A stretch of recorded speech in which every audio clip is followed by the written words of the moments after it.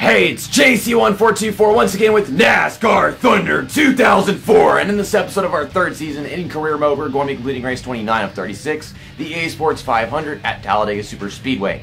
In the last episode, we raced at Dover, where we started right outside of where they want us to qualify for this sponsorship, 6th place. They want us, top 5 qualifying spots, but we did finish in the top 5. Tried chasing down Jimmy Johnson as he led like the entire second half of the race, but just couldn't keep up with him through the lap traffic, and I don't even think I was faster than him in the second half because, I was staying in front of him in the first half of the race because we started like right behind him. We made some passes and stuff like that, but second place is good. We finished in front of Tony Stewart, so as long as we're getting at least 2 of those, I think we're keeping the happiness of this sponsorship up. I want to see if I can get all 3 of them every race for the rest of the season because we do. That's a really good chance for us to raise up to a point where we can't lose the sponsor so easily whenever we start our 4th season. Whenever we don't even qualify for races, which might not make it that easy to keep the sponsor, but I want to. I like this car. I would like to, win a championship in this car. I'm sure we'll be able to, keep this ride for the rest of the season, but I just don't know about season 4. So your stats and info and whatever, that was Jimmy Johnson's first win of this career mode, though he did get wins in 2002, which before I started our seasons in this career. So we're now 86 points from Tony Stewart. We gained 36 on him whenever we went to Dover because he did have 50 behind us before we did that race. Jimmy Johnson, after winning that race, he was in 9th. And then we've got the driver respect stuff. Jeff Gordon's still here from the ruckus at New Hampshire. Can't forget that. Destroyed the fuel cell with 2 laps to go and battling for the win. That was a very memorable moment for the year already. Lap traffic in some of these races. But yeah, we've only got like 1 full page of rivals right now. Well, Mike Murphy, Kevin Harvick, Johnny Benson, allies. I figured that Kevin Harvick and Johnny Benson would be gone by now, but they're just sticking around just to be there. So let's go to race weekend. Maybe we can finish well in this Talladega race, and I have all this stupid glitchy people can't enter pit road cautions coming out, and people running out of gas stuff because that happens a lot. But yeah, the chassis is fresh, the engine is fresh, and the body is fresh, and the car rating is 80. Thing is, I've had fresh equipment before, a higher car rating of 82, and it's weird that all this stuff is fresh and we're not accomplishing that. But the ratings on this body really aren't that high. 78 downforce, 76 drafting, and then I guess the ratings on the chassis and engine are pretty fair for what I've been having these days. But let's just get to qualifying. I really hope that I can get a top 5 with this car on speed. My first lap was a 51.72, and that got me last place. So I couldn't get, at least a good qualifying time on the first lap, but I'm kind of scared that the second lap is not going to be like a top 5 or anything. 50.55? Can I just start in the top 5, please? I'm sorry, man, but this shit is just inexcusable. Like, I'm holding down the X button, I'm steering smoothly with the analog stick, even though I don't like using the analog stick to steer at the super speedways, because in this game, it's kind of uncomfortable. It's more sensitive than the directional pad, which is weird. But, yeah, they want us to start in the top 5. I want to do all 3 of those things every race, if possible. And apparently it's possible if we can come this close to doing it, but did not do it. It was possible at Dover, but it just didn't happen.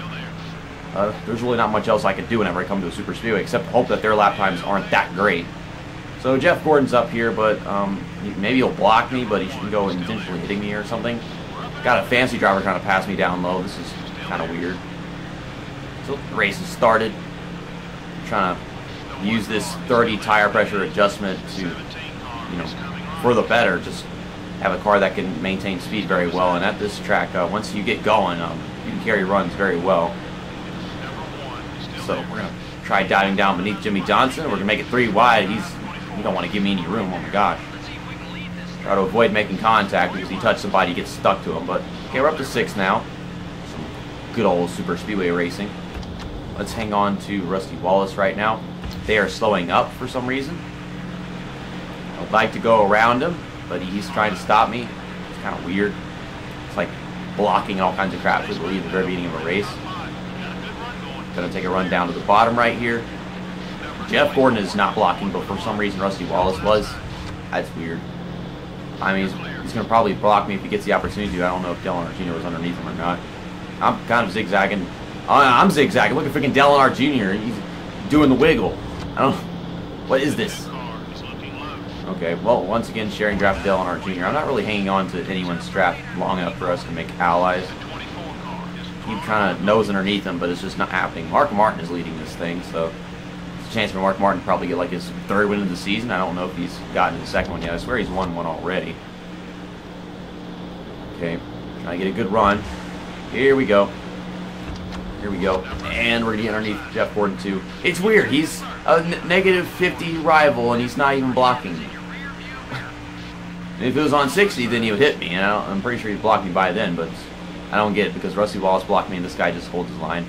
Well, we're in the lead, and I guess I'll just keep the lead until pit stops begin. Well, it's lap 7 coming to an end. Tony Stewart's right behind me. I'm going to take this thing down pit road. We're getting 4 tires, so it's okay if I speed in like that. Well, not speed onto pit road, but like just destroy my tires coming in. So we're not going to bear any damage. We made no contact with anybody at the beginning of this race. So we have 4 tires, full tank of fuel. And I must ask, is it just weird that we're just driving this 9 car? Or is it just like, you know, does it feel normal? When will it feel normal? Because this is our 2nd race in this thing. Could have won at Dover possibly. We have a great chance of winning this one even more, but at the same time, there's always stupid cautions and shit. Kevin Harvick and Tony Stewart beat us off pit road, and Ryan Newman. Okay, so we come off pit road in 4th place. I just need to hang on to the draft of this guy, who's not going anywhere, so I guess I'm just going to get on then. Are we going to beat Kevin Harvick and Tony Stewart off because they're not going anywhere? I guess so, but I think these guys are the ones that we're going to be battling for the lead with for the next few laps until pit stops begin again, just because they come off right here behind us, and the other guys are so freaking far away. Oh, well, Kevin Harvick's passing on the outside finally, and Tony Stewart's trying to get around me too. I mean, I'm trying to slip in behind Kevin Harvick so I don't lose any more spots, but yeah, people are taking pit stops again. I'm going to take my pit stop on this lap, because I thought it would be with like 5 to go, I guess. Well, it's 5 to go now, but it'll be 4 to go next time by, I suppose.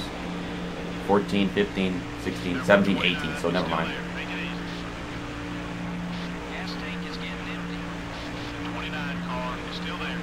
They're killing me on the outside right now. Oh my gosh. Well, this sucks. At this rate, Kevin Harvick's going to beat me off pit road by even more. Actually, Kevin Harvick is staying out to lead laps. So, yeah, it's me and Sterling Marlin this time. And I think Tony Stewart got held up by the guys coming off pit road somehow. Yeah, just mashing them brakes. Okay, it didn't speed in this time either. So those were both very great pit road entries. But we'll get our 4 tires and our full tank of fuel like always at these super speedways. I'm going to have to return to pit strategy whenever we do Season 4 because we're going to be starting last in every race, and I mean, at Talladega, I think we've got a good chance of finishing well even if we do take just regular 4-tire pit stops. But at Daytona, one of our best ways to actually gain ground would be through pit strategy, and we wouldn't really have much of a chance otherwise. Of course, my gas can man and the guy changing the tire, they have a run-in with each other and they can't get the job done right. So Sterling Marlin beats us off and Mark Martin beats us off, but they're both going to slam the brakes at the start-finish line, like always. So I'll pass Mark Martin right there, and then I guess we'll merge because no one's really coming up behind us right now. So just like last time, we're going to beat everybody off pit road. Well, once we get onto the track, but for some reason we just can't do it actually off of the pit road exit. I guess we'll just have a slow picker bike, a full second or something. I'd say that if Kevin Harvick and Sterling Marlin had another lap, they would be able to fight for this win, but I just beat them off both so much that we're just going to run away with it. Last lap, the guy on the stereo, yeah, he's going to start talking, he's going to be all excited. Can they get to me? Nah, I'm good. Yeah, if they had one more lap, they'll be able to make a move right here, but simple blocks in the front stretch are just like that. And Kevin Harvick, he was capable of making a pass on me a while ago, but just not enough time to do it this time. And we win at Talladega, our second race, with Bill Elliott's number 9 car. Us as the new driver of it. And let's do some donuts. Got Dega nuts. Talladega nuts. Talladega super speed nuts. Something like that. Donuts. Roll Tide, bruh. Roll Tide. Yay. Celebration.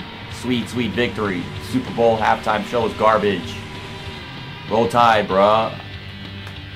If I could have won a race that was really, really exciting, then yeah, but this one came off as easy. The only time you don't win at Talladega is whenever they throw all those stupid cautions for no reason. But, you know I love doing this. I'm gonna do it. Slide into the infield. Oh, but don't damage the race car.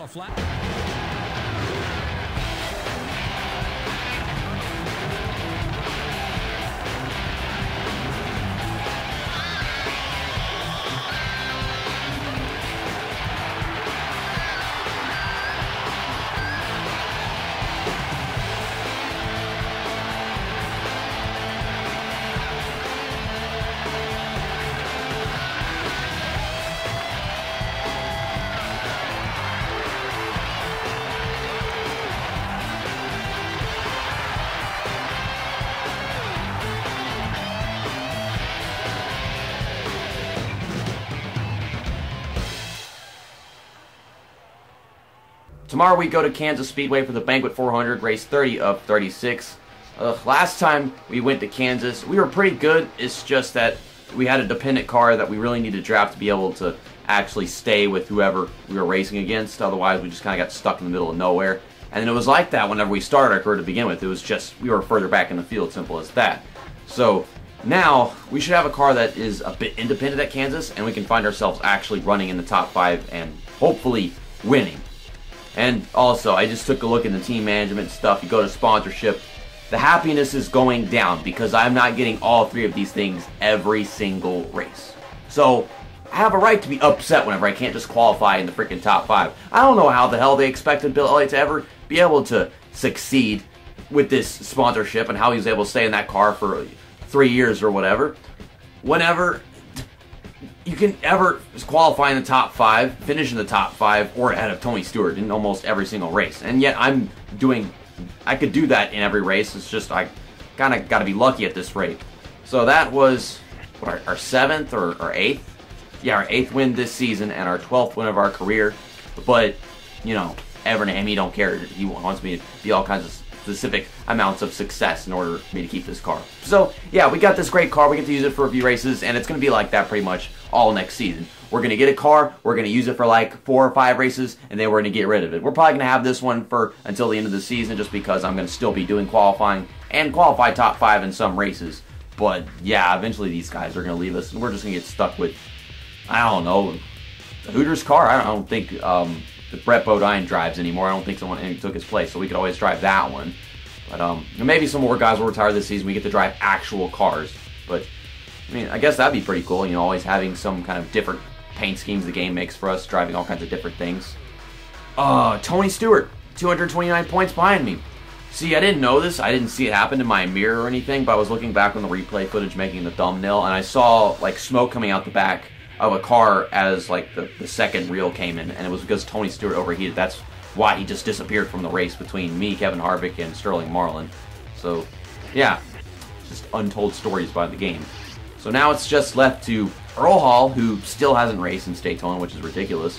Mike Murphy, I don't know when he's coming back, and then, well, Jeff Gordon, which is probably going to go away with the next few races.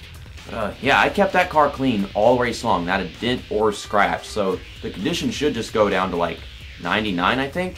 Let's take a look at it in the garage. Yep, that is correct.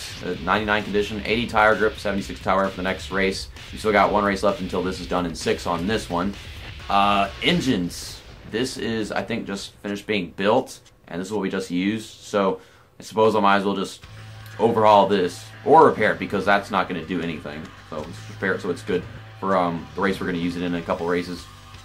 And then I might as well start building a new engine, because it's going to be 9 races or something until the engine stop expansion thing comes in soon. Yeah, $448,000 for 85 and 76 efficiency, which is higher than what that other one was for overhauls. It wouldn't increase it, so it's overhaul and repair the same thing. So we're going to go ahead and do that. And then for bodies, I'm not going to be making any new bodies until I finally start getting some kind of upgrade shop edition for the bodies, because nothing really gets increased whenever I overhaul it at this rate. And the building, I'm only building the same amount of equipment that I have right now. What's disappointing is that if I were to build a new body, it would be better than this one, I think. So let me click on that one. I guess I could do that, but yeah, 82 and 80. Would it be worth it though? I don't know. Think about it, I guess. I mean, that's something I should have done like 3 races ago if I realized that this one would be so much worse than the other one. But right now we're just gonna go ahead and... Oh wait, we still have one in the shop I was forgetting about. I was thinking about like how the engines and how that one just had like both of them done, but yeah, never mind. I thought this was being built or some crap like that. It was on the screen, but you know. So, you know, we already took a look at the sponsorship. Disappointing. Can't keep the 9 car. Can't keep any car at this point. I can tell you this much. There's like no sponsor that I can actually keep, because you saw the other ones. They want me to win every race.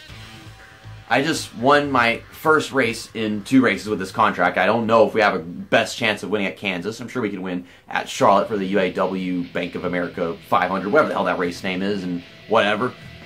But, yeah, I don't... Eventually you get to the point in the career mode where you can't keep any sponsor, where you just can't keep them happy, because you have to do things. You can't just not do it, otherwise they just keep on changing out on you. And that sucks. Maybe if I started sucking enough, they would lower the expectations, but then I start meeting them, then they start upping them again. I don't know. See you next time. That's that, and episode over.